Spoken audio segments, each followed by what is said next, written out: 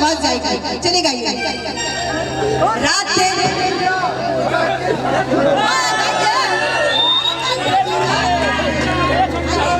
इधर आ जाइए। अरे आगे दुल्हा बाबू जी, हाँ ये इनके लिए जोरदार तालियां अरुण जी के लिए। हाँ जी, तो देखिए यहाँ पे अरुण जी भी आ गए हैं, तो आप सभी गा सकते हैं क्या? रात दिया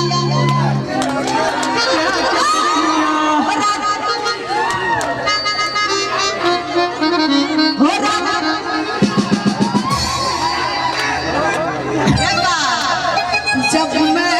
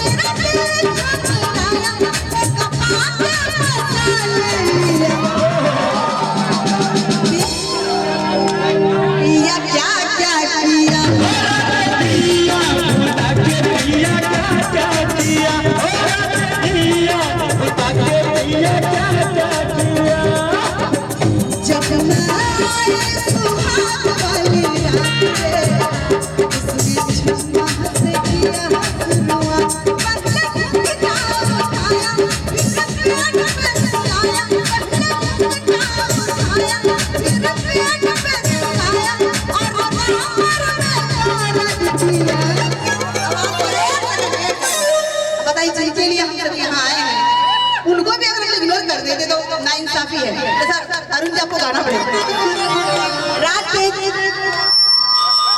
गाना तो सुने होंगे, सुने ना? हाँ तो लाइन ही साथ दीजिए अपने दोस्त का। रात के दिया काके दिया क्या क्या, रात दिया काके दिया